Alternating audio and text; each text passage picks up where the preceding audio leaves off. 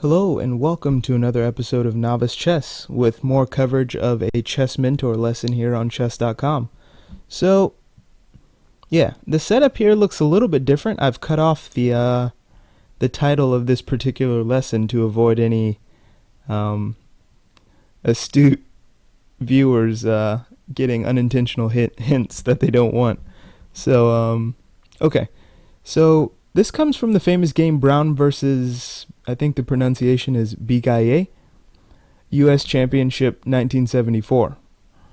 So, in this position, we have white with a pretty big lead in development, and basically he has to try and figure out how to use that development to his advantage.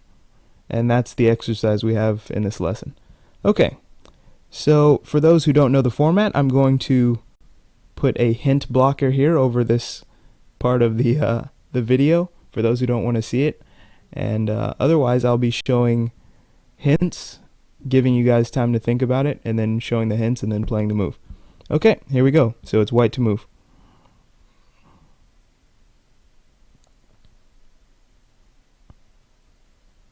Hint 1.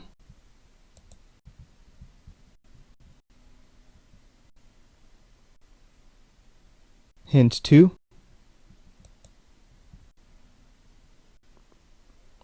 And hint 3.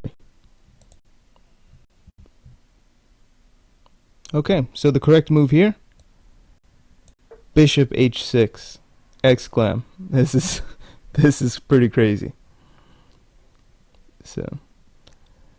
So after thinking about it, Bisguier decided to play rook g8, which also lost, but we're going to go over the critical continuation here, which is pawn takes h6. So now it's white to move again.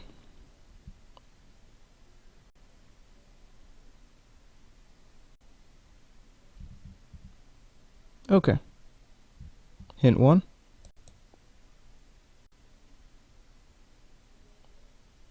Hint 2.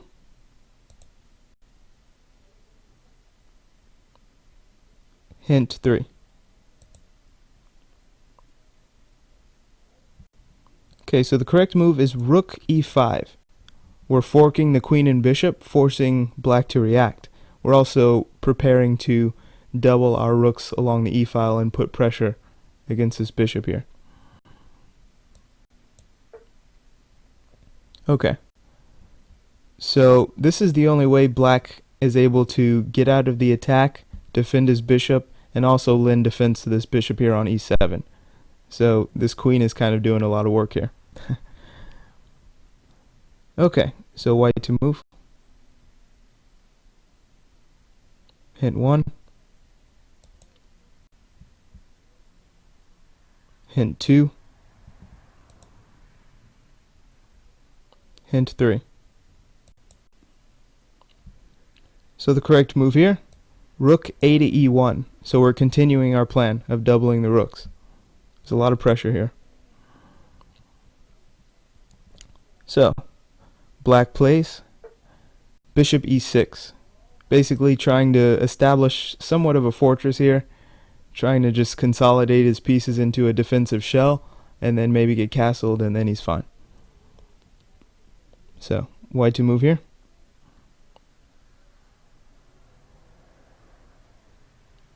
Hint 1.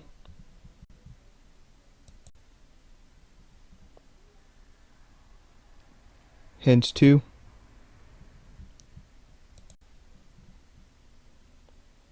And hint 3.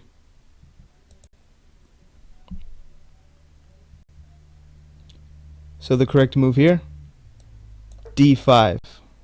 Amazing.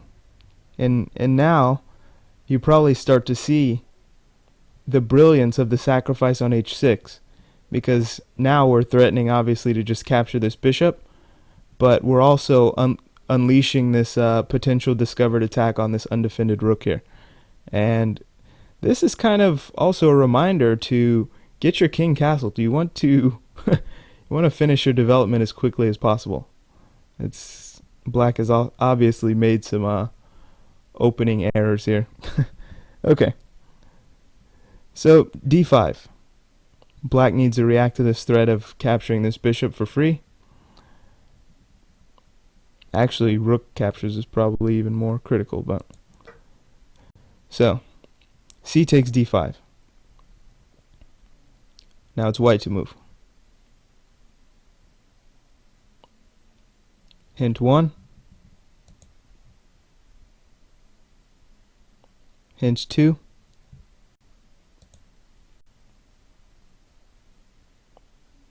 And hint 3. So the correct move here is rook takes e6. Not only are we unleashing this attack, we're winning back some material, and also just threatening to grab this this bishop on e7 with check, winning the queen. Black recaptures. And now white to move. Hint 1.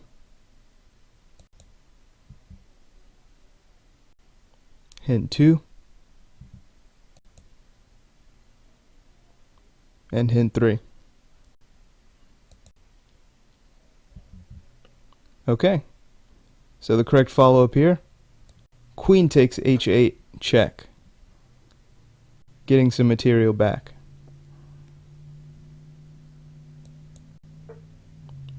Black blocks, bishop f8. So white to move here, and you've got to be a little careful here. Got to be a little careful. Hint 1.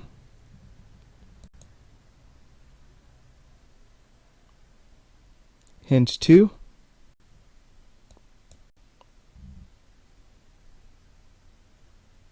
And hint 3.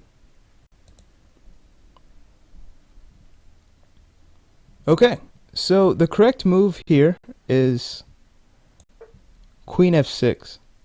And for those who are choosing not to look at the hints, this does a few things.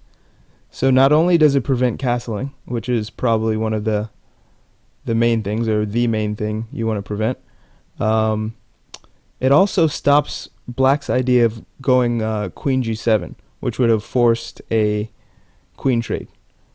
Now white here does not want to trade queens because he has the attack and he has the initiative. So he wants to keep as much attacking material on the board as possible. So preventing castling, stopping this queen g7 idea, and also attacking this pawn. So black trying to put more defense in front of his king, and white to move.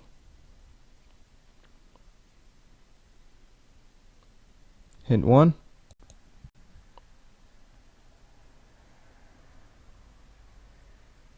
Hint 2.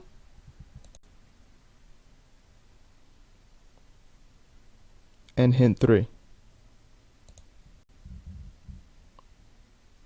Okay, so the correct move here, rook takes e6. And the lesson ends here because 1, black's bishop is pinned, can't move. 2, black is unable to castle because he would just drop the bishop if he did. 3, we're threatening knight e5, and we're also, if we get this knight e5 and we're hitting the queen, cutting off these two light squares here, f7 and d7, and we're threatening queen h8 checkmate. So black is pretty much busted here. With, funnily enough, there's even material on the board. So black is just busted here. Alright, I hope you guys enjoyed this episode of Novice Chess, and I will catch you next time. Also, if you have any feedback, feel free to let me know how I can improve. Thanks for watching, guys. Catch you next time. Bye-bye.